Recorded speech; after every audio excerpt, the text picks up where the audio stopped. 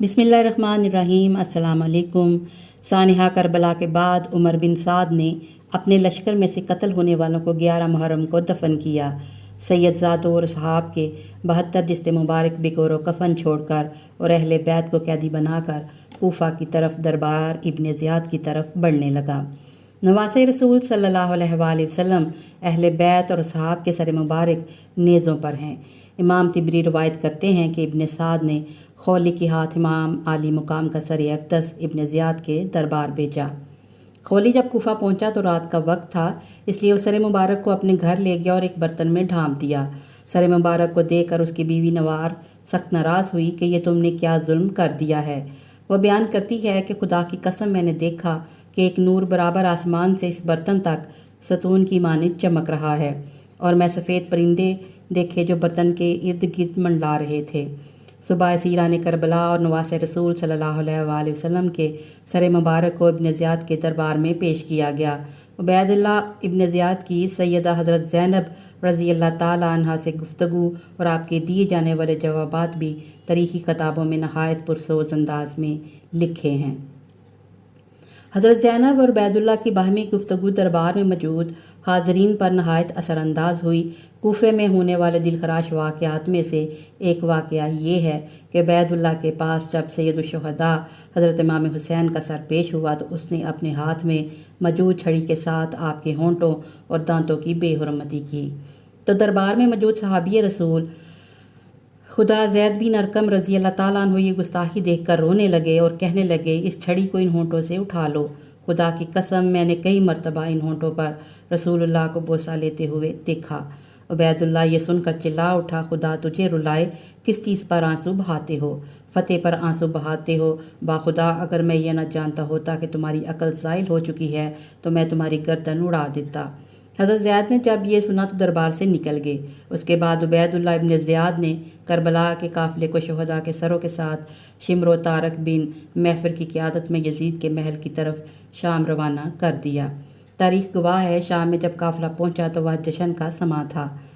زہر بن قیس نے نمائندگی کرتے ہوئے واقعہ کربلا کی ساری تفصیل یزید کو سنائی۔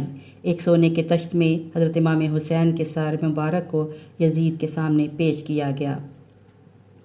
یزید نے جب نواسۂ رسول صلی اللہ علیہ وآلہ وسلم کے سر مبارک کی توہین کی تو وہاں موجود حاضرین نے اعتراض کیا، جس میں قابل ذکر یحییٰ بن حکم اور صحابی رسول حضرت ابو برزہ اسلمی تھے، جن کو یزید نے اپنے محل سے نکال دیا۔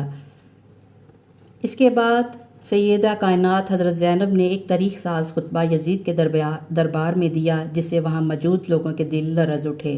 یزید جب پشیمان ہوا تو اس نے قافلے کو ذات کرتے ہوئے مدینے بھیج دیا۔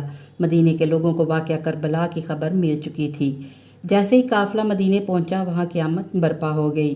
حضرت امام زین العابدین کی نظر روضہ رسول صلی اللہ علیہ وآلہ وسلم پر پڑی تو آپ بس اتنا کہہ سکے، یا رسول اللہ صلی اللہ علیہ وآلہ وسلم اپنے نواسے کا سلام قبول فرمائے۔ بس اس کے بعد مدینے میں ایک نہ تھمنے والا آنسوؤں کا سیلاب آ گیا۔ اب آپ کو بتاتے ہیں کہ شیر خدا کے شیر حضرت امام حسین رضی اللہ تعالیٰ عنہ کا سر مبارک کس نے اور کب دفن کیا۔ اس بارے میں 5 روایات ملتی ہیں۔ سب سے پہلی روایت علامہ قرطبی اور شاہ محدث دہلوی سے ہے کہ یزید نے اسیران کربلا اور سر انور کو مدینہ بھیجا، جہاں پر حضرت امام زین العابدین نے سر مبارک کو حضرت حسن رضی اللہ تعالیٰ عنہ یا حضرت سیدہ فاطمہ سلام اللہ علیہا کے پہلو میں دفن کر دیا۔ دوسری روایت میں ابو ریحان البیرونی کہتے ہیں کہ اسیران کربلا نے 40 روز کے بعد کربلا واپس آ کر سر مبارک کو جسد مبارک کے ساتھ ملا کر دفن کیا۔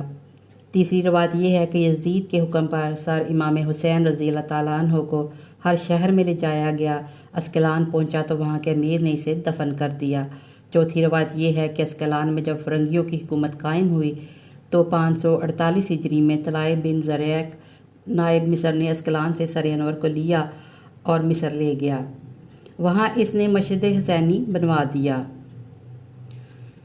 اس کے متعلق علامہ ابن حجر تیمی مکی روایت فرماتے ہیں کہ سلمان بن عبد المالک نے حضور صلی اللہ علیہ وآلہ وسلم کو خواب میں دیکھا کہ آپ اس کے ساتھ ملاطفت فرما رہے ہیں اور اس کو بشارت دے رہے ہیں۔